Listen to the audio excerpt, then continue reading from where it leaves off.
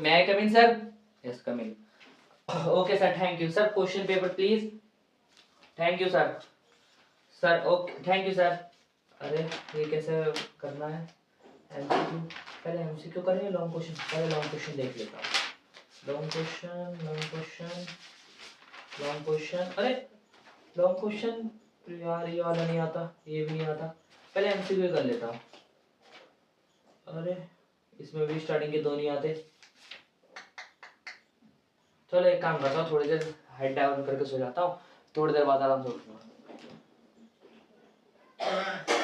अरे यार 12:30 बज गए, 1 घंटा बचा बस।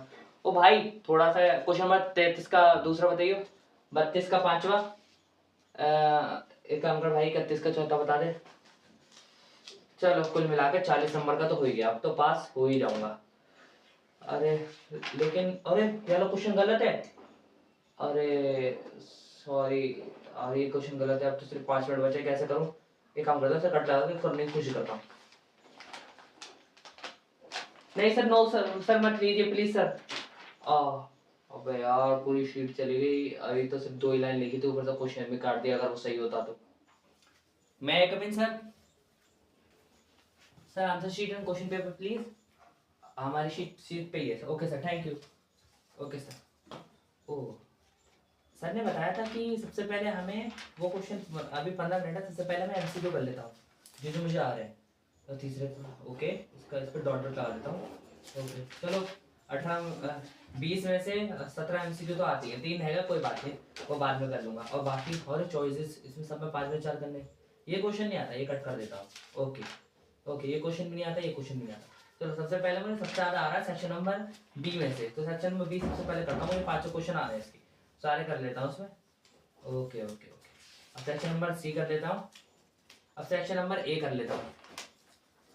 ओके ओके, हाँ इस वाले में ये मुझे थोड़ा कंफ्यूजन है, जो 3 है ना इनमें से कोई बात नहीं, मैं अपने हिसाब से लगा देता हूँ। मुझे आगे बढ़ता हूँ।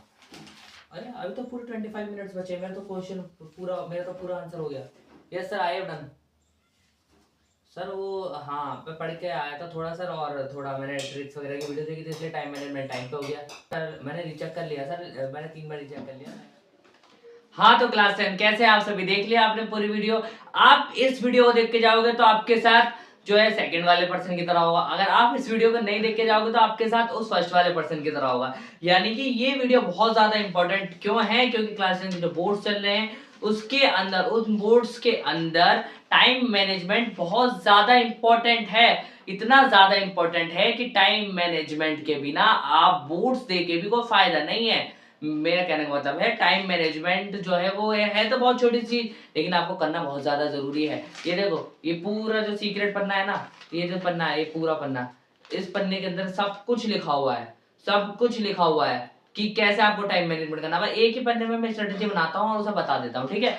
तो यही आपको फॉलो करनी है, और बहुत ज्यादा इजी होने वाली है, कोई बहुत ज्यादा टिपिकल नहीं होने वाली। तो करते हैं आज की वीडियो की शुरुआत। लेट्स। तो दोस्तों सबसे पहली ट्रिक अब मैं पढ़ के बताऊंगा आपको। यूटिलाइज द फर्स्ट 15 मिनट्स, यानी कि जो आपने सेकंड वाली वीडियो देखी उसमें देखा होगा आपने, जब फर्स्ट 15 मिनट्स मिले थे तो उस सेकंड वाले पर्सन ने क्या करा था, उन्हें अपने सारे प्रेफरेंस के क्वेश्चन जो भी थे उन्हें उन्हीं 15 मिनट के अंदर सेलेक्ट कर लिया था कि हाँ मुझे ये क्वेश्चन आता है, ये क्वेश्चन नहीं आता, उस पर कट लगाया उन्होंने। जो क्वेश्चन नहीं आता उसे हटाया। क्यों? क्योंकि उसमें चॉइसेस मिली हुई थी। जिसमें चॉइसेस नहीं मिली हुई थी, जो क्वेश्चन उसे नहीं आता था, उन्होंने लास्ट के लिए एल लिख दिया या उस पर कुछ और तरीके से सिग्निफाई कर दिया उन क्वेश्चन को, ठीक है? तो इस तरीके से आपको करना है।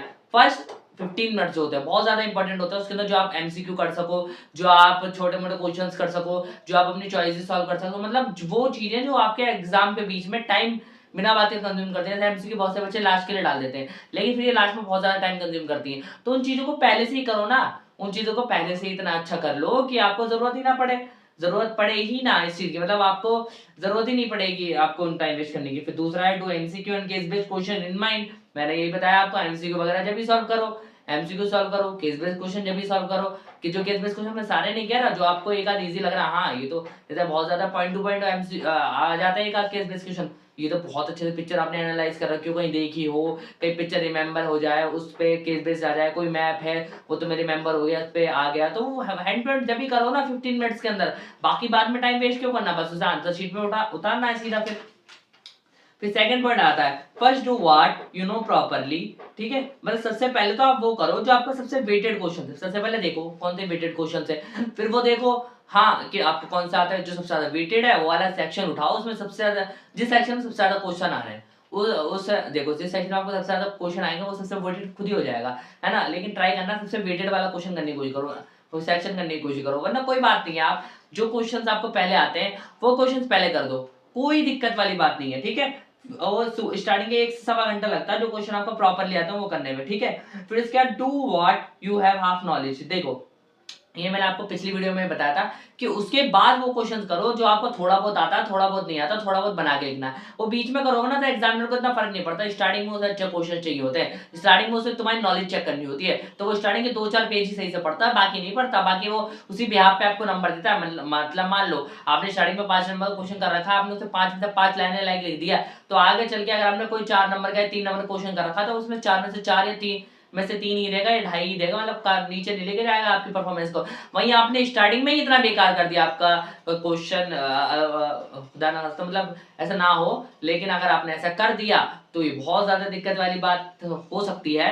क्यों? क्योंकि एग्जामिनर के दिमाग में आपकी एक रॉन्ग इमेज बन जाएगी, इसके तो स्टार्टिंग के सारे क्वेश्चन गलत जा रहे हैं तो एंड में क्या करा होगा, तो उस हिसाब से वैसे एग्जामिनर ऐसा तो नहीं है कि आपका जो क्वेश्चन सही होगा उसे भी काट देगा, लेकिन हाँ ये है एग्जामिनर जो थ्योरेटिकल क्वेश्चंस होगा जिसमें उसके हाथ में नंबर होंगे, एग्जामिनर के हाथ में सारे नंबर होते हैं, लेकिन एक जो चीज है वो गलत कर सकता है, तो मतलब जो चीज उसे एफर्ट लगाना पड़ा जिस चीज, फिर वो आपके लिए एफर्ट ही लगाएगा, एफर्ट वो जब भी लगाएगा जब आपने एफर्ट लगा के दे रखे हो स्टडी के पेजेस के ऊपर, ठीक है। फिर उसके बाद आपको वो करना है जो आपको बिल्कुल भी नहीं आता, लास्ट के 45-50 मिनट आते हैं वो करो जो नहीं आता बिल्कुल भी, जो आपने तुक्का मार रखा है, तुक्का बेटर लॉन्ग क्वेश्चंस हो गए, एक दो टिपिकल क्वेश्चंस हो गए, ट्रिकी क्वेश्चन हो गए, सुलझाने की कोशिश करो, पूछो, मतलब जो भी कर सकते हो क्वेश्चन उस टाइम पे करने की कोशिश करो। फिर उसके बाद लास्ट के 10 मिनट्स में आपको क्या करना है, लास्ट के 10 मिनट सबसे ज्यादा इंपॉर्टेंट होते हैं। देखो आप कोशिश करो कि कीवर्ड्स को साथ के साथ हाईलाइट कर लो, नहीं कर पा रहे आपको दिख रहा है, आप अपने टाइम को, मैंने जैसे बताया था आपको कि आपको टाइम कैसे मैनेज करना, तो टाइम मैनेज की ये इस वीडियो में मैं एक बार आपको दोबारा रिपीट कर रहा हूँ कि देखो अगर आप एक अच्छे मतलब टाइम में अपना बोर्ड खत्म करना चाह रहे हो तो आपको 2 मिनट्स पर मार्क्स के हिसाब से टाइम पकड़ के चल लेना, ये प्रेजेंटेशन वाली वीडियो में मैंने अच्छे से समझाया था, बाकी उस वीडियो को आप आई बटन पे क्लिक करके देख सकते हो, ठीक है। तो आपको 2 मिनट्स पकड़ के लिए 1 मार्क्स के लिए, ठीक है, तो 160 मिनट्स फॉर 80 मार्क्स, 20 मिनट्स आपको बचते हैं। वहीं अगर आपको 5-10 मिनट एक्स्ट्रा भी हो जाते हैं कोई बात नहीं है, 170 मिनट्स में आप खत्म करने की कोशिश करो पेपर, 175 मिनट हो रहा है 175 मिनट में खत्म करने की कोशिश करो, लेकिन पेपर पहले खत्म होना चाहिए, उसके बाद थोड़ा प्रेजेंटेशन का देखना, एक प्रेजेंटेशन जो एग्जाम के बीच में होती है जैसे लाइनों में गैप छोड़ना वो तो करनी है आपको, वो तो नॉर्मल सी थिंग्स है, लेकिन लास्ट के 10 मिनट्स में ही आपको अपना पूरा एग्जाम चेक करना है,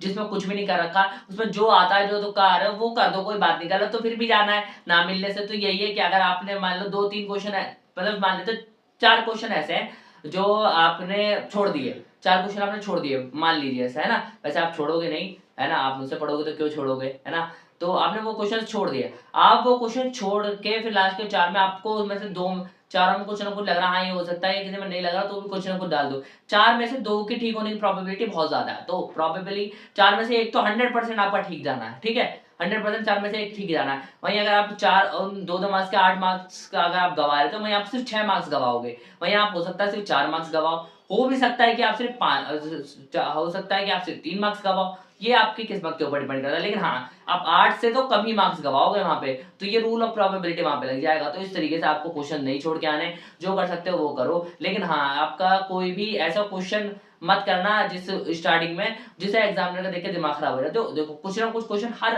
कितना भी लोअर से लोअर बच्चा हो, कितना भी अच्छे से अच्छा बच्चा हो, उसे कुछ ना कुछ क्वेश्चन तो ऐसे होते हैं वो उसके दिमाग में छपे ही होते हैं, तो वो क्वेश्चन सबसे पहले करने की कोशिश करो। आई होप आपको अच्छे से समझ में आ गया होगा, ये पूरा पेज का जो फोटो हम इमेज जो है अपलोड कर देंगे हमारा व्हाट्सएप चैनल पे, व्हाट्सएप चैनल है हमारा पढ़ाई विद फनी स्टडीज करके, या पीएसएफ स्टडीज मैंने शायद उसका नाम अपडेट कर दिया है, लिंक डिस्क्रिप्शन बॉक्स के अंदर, हाँ पीएसएफ स्टडीज नाम अपडेट कर दिया है मैंने, लिंक डिस्क्रिप्शन बॉक्स के अंदर, उस पर क्लिक करना है, पूरी इमेज मिल जाएगी। अब बहुत ज्यादा इंपॉर्टेंट वीडियो थी, थोड़ा मैंने प्रैक्टिकल करने की भी कोशिश करी वीडियो को, आई वीडियो अच्छी लगी लाइक कर देना, मिलता हूँ आपसे नेक्स्ट वीडियो में, जब तक के लिए जय हिंद जय भारत, चैनल को सब्सक्राइब